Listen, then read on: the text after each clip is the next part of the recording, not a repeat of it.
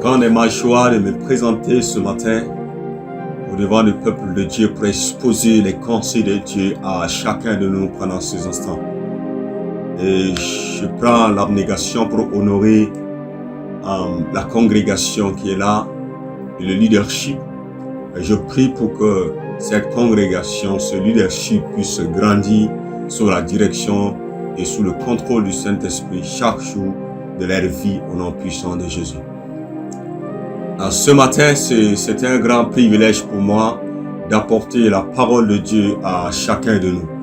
Et ma prière et le désir dévorant de mon cœur, c'est de voir la foi de quelqu'un être boostée ce matin. Parce que je m'en vais particulièrement exhorter sur la foi. Nous avons entendu beaucoup parler de la foi. Nous avons aussi la foi. Mais il s'agit de quelle foi nous sommes en train de parler actuellement. Donc, je vais simplement m'accentuer sur la foi de nos ancêtres. Je vais simplement m'accentuer sur la foi des patriarches, la foi des pionniers de l'évangile, la foi des généraux de l'évangile. C'est de cette foi que je vais m'accentuer ce matin afin que quelqu'un puisse saisir le focus, la quintessence de cela et courir avec dans sa relation avec le Seigneur. Nous pouvons avoir la foi en un homme, nous pouvons avoir la foi en des choses, nous pouvons avoir de la foi en bien d'autres choses que nous pouvons croire en cela. Mais l'une des choses qui est capitale et qui est fondamentale, qui est la base des bases, qui est simplement le noyau des noyaux, c'est la foi fondée sur Christ, la foi centrée sur Christ. La foi nous voulons parler de la foi de l'apôtre Paul, nous voulons parler de la foi de Pierre, nous voulons parler de la foi de Jean, nous voulons parler de la foi d'Abraham qui est même le fondateur, qui est même le papa au début de la foi. Nous voulons parler de la foi de John Wesley, nous voulons parler de la foi des pionniers de l'évangile, nous voulons parler de la foi de Kenneth Hagin, nous voulons parler de la foi de Kenneth Copeland, nous voulons parler de la foi de John Knox, nous voulons parler de la foi de ceux qui sont morts à eux-mêmes pour voir Christ être régné, pour voir Christ régner au travers de leur vie. C'est de cette foi que je suis en train de vouloir parler à chacun de nous pendant ces instants. Et si tu n'as pas une foi qui bouleverse ton monde, ça veut dire que ta foi a un problème. Ta foi doit être centrée sur Christ. Et lorsqu'une foi est centrée sur Christ, Christ intervient au travers de cette foi pour bouleverser le monde de cette personne. Alléluia.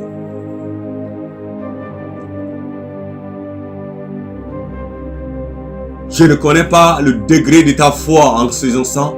Je ne sais pas à quelle dimension, à quel niveau tu es actuellement avec ta foi.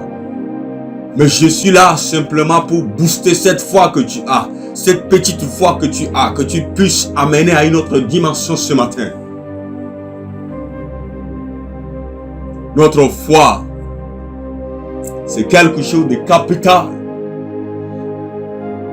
La foi en Dieu, la foi en Christ. Cette foi est centrée sur Christ. Si tu as une foi à une autre personne que Jésus-Christ, ça veut dire que cette foi aura un problème. Mais la foi qui transforme complètement ta pensée, la foi qui transforme complètement ton système de compréhension, la foi qui transforme complètement ta vie, c'est la foi fondée sur Christ lui-même. La Bible dit, voici l'agneau de Dieu qui ôte le péché du monde. Ce qui veut dire, voici celui que tu peux placer ta foi en lui, afin que le péché personnifié soit ôté de ta vie. Le voici, il est en train d'aller là-bas. Place ta foi en lui. Je suis venu simplement pour te dire, voici celui qui transforme ta vie. Voici celui qui ôte le péché de ta vie. Voici celui qui change complètement le système de ta famille. Voici celui qui change complètement le système de compréhension des choses spirituelles de ta vie. Le voici, il s'appelle Jésus-Christ de Nazareth.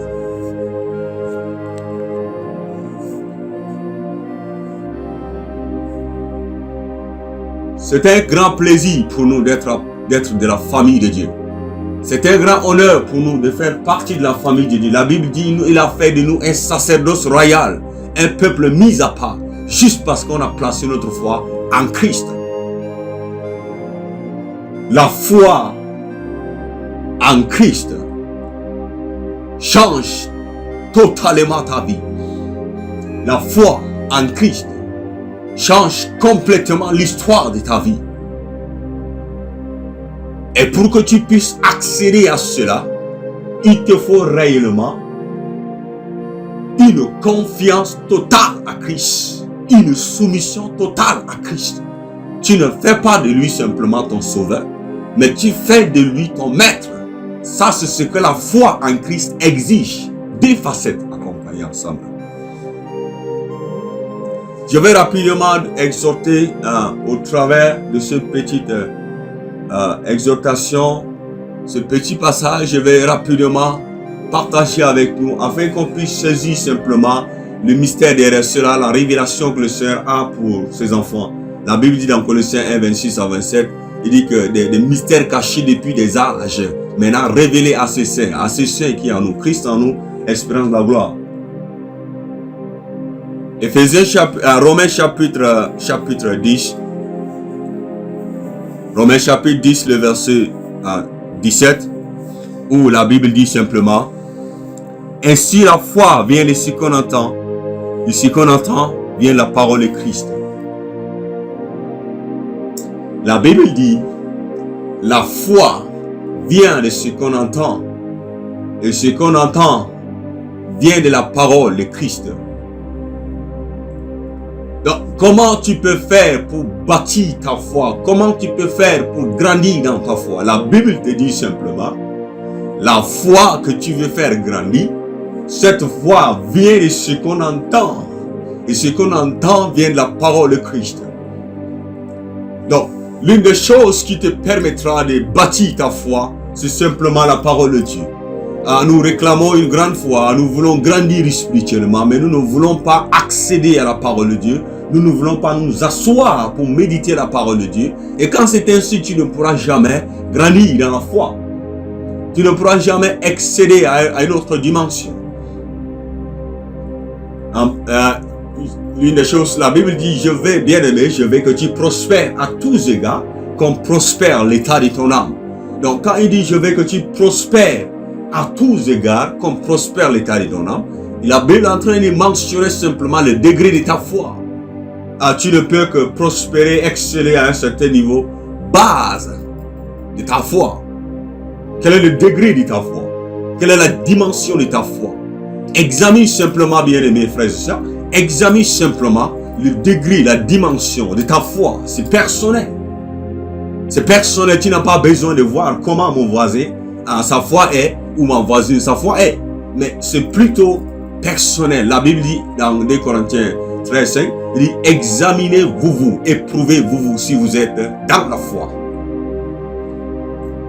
C'est un examen personnel en fait.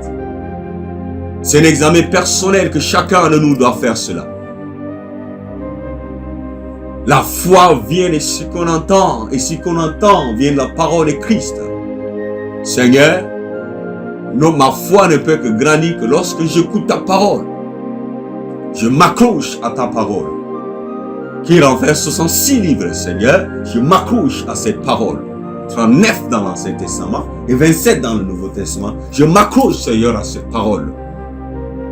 Enseigne-moi ta parole. La Bible dit, je serre ta parole dans mon cœur afin de ne pas pécher contre toi. Seigneur, je m'accroche à cette parole. Avec ma foi grandisse et que je ne puisse pas aussi pécher contre toi.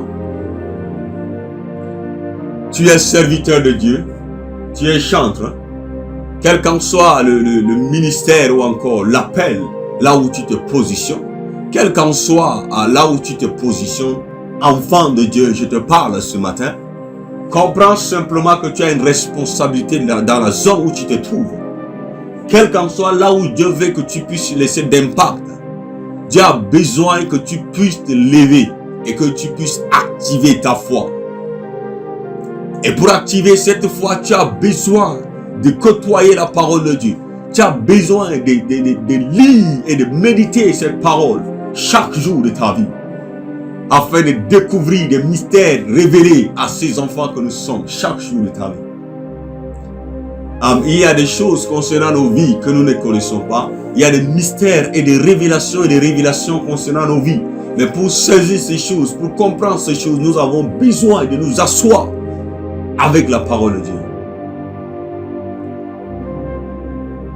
Quand Jésus prend la parole pour dire que Marie a choisi la bonne part, Jésus était en train de parler simplement que Marie a choisi la bonne part qui est simplement écouter la parole de Dieu qui fait booster la foi. La foi vient de ce qu'on entend. De ce qu'on entend vient la parole de Christ. Marie était assise au pied de Christ pour écouter. Les disciples étaient assis au pied de Jésus pour écouter. C'est ce qui a fait à ce que leur foi a été boostée. Ils ont grandi dans la foi et ils ont impacté leur génération. À chaque fois qu'ils viennent dans une zone, les gens disent que ceux qui ont bouleversé leur monde sont arrivés chez nous. Amen. Est-ce que tu veux qu'on puisse dire cela de toi, Église de Dieu? Est-ce que tu veux qu'on puisse dire cela de toi, enfant de Dieu? Pasteur, évangéliste, prophète. Est-ce que tu veux qu'on dise cela de toi? Oui, c'est très possible. Assois-toi avec la parole de Dieu. Fais déclencher ta foi ce matin. Que le Seigneur déclenche la foi de quelqu'un ce matin dans cette congrégation au nom puissant de Jésus. Que ma vie soit simplement une vie d'explosion. Que ma vie soit simplement une vie d'explosion de foi. C'est ce que doit être le désir dévorant de chacun de nous ici.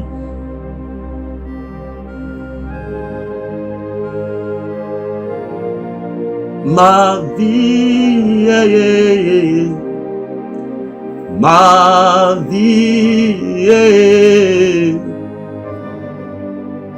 je me livre totalement, tu peux m'utiliser. Le Seigneur veut que tu puisses simplement te livrer totalement à lui, pas simplement une portion de toi. Le Seigneur veut que tu puisses te livrer totalement à lui. La voix du Seigneur m'appelle, prends ta croix et viens sur moi. Je réponds, Sauveur fidèle, me voici, je suis à toi. Me voici, Seigneur, ma foi n'a pas grandi jusqu'à là. Ma foi n'a pas bougé jusqu'à là. Me voici, Seigneur, tel que je suis. Je suis là, je réponds, Seigneur, et je veux que tu puisses booster cette foi à moi, Seigneur, ce matin. Cela doit être le désir dévorant de ton cœur. Bien-aimé, pendant que le message est en train de se passer comme ça, tu n'as pas besoin d'un appel. Le Saint-Esprit parle à ton esprit. Le Saint-Esprit te visite dans ton coin là-bas, assis là-bas, en train d'écouter le message. Le Saint-Esprit te visite. Et lorsque le Saint-Esprit te visite en ce sens, parle simplement et réponds simplement au Saint-Esprit afin qu'instantanément, il déclenche quelque chose en toi. C'est un fardeau. Le Saint-Esprit vient déclencher un fardeau en toi. Et lorsqu'il fait déclencher ce fardeau en toi, tu as simplement besoin d'obéir à cela. Et lorsque tu obéis, tu ouvres ta bouche, tu lui parles.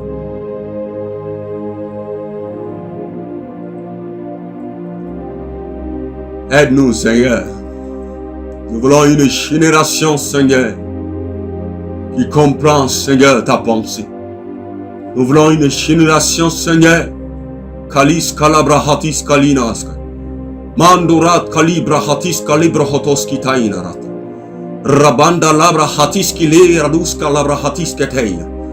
Nous voulons simplement une génération, Seigneur, qui comprend ta pensée, Seigneur. Le Seigneur veut que tu puisses simplement te réveiller ce matin. Il dit, réveille-toi, toi qui dors. Christ t'éclairera.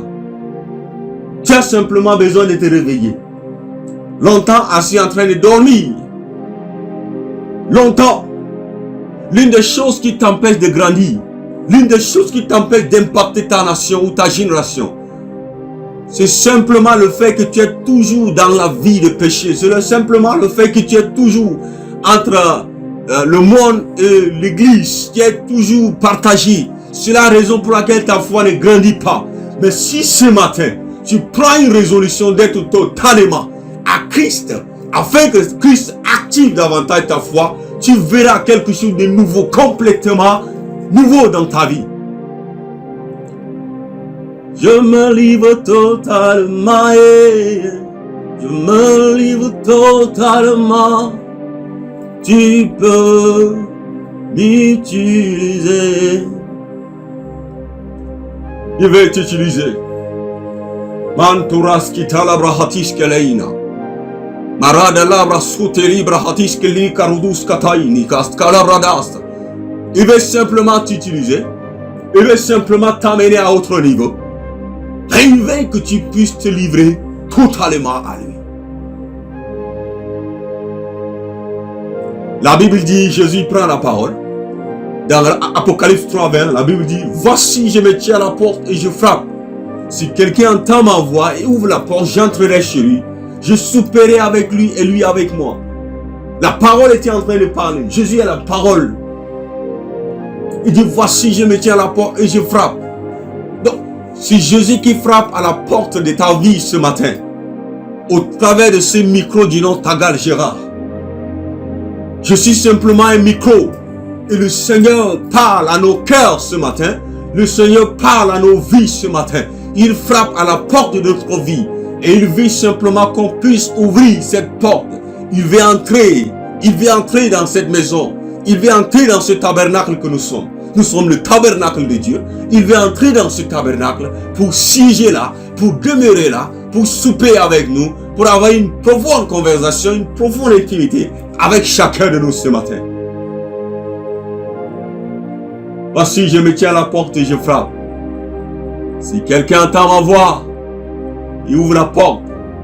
J'entrerai chez lui. Je souperai avec lui. Et lui avec moi.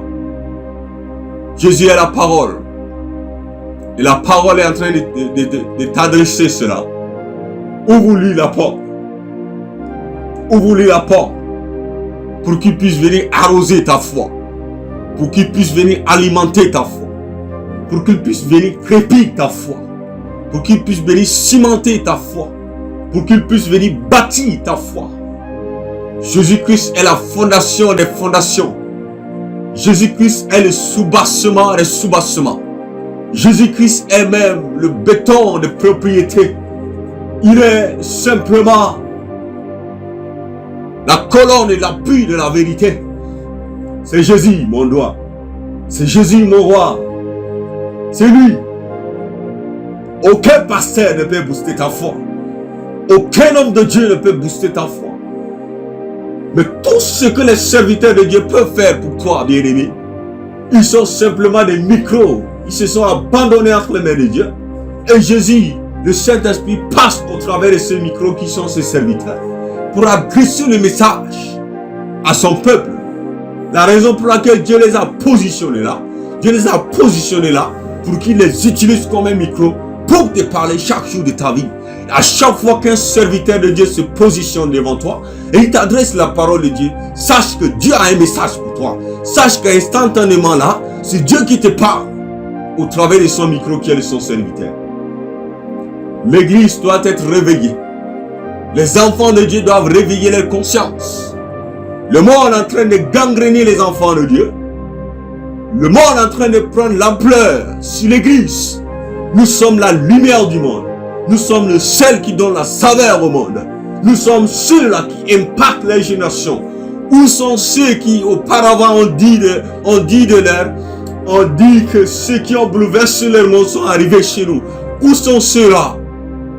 Arada, Shalinaras Kiteina Rabata.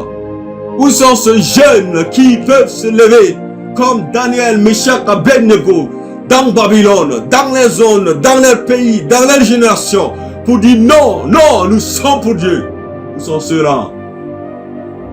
L'église. Dieu te parle. Rabus kita la brahatis keinan. Marandile brahatis kali brahahundaska.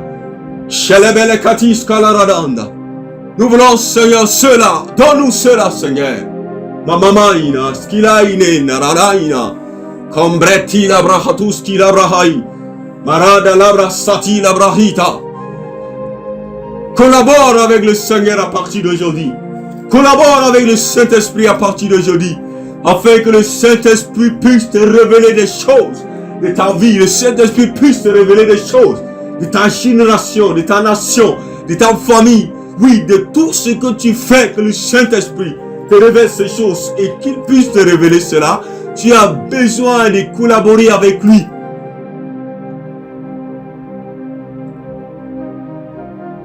Que Dieu bénisse l'église de Dieu.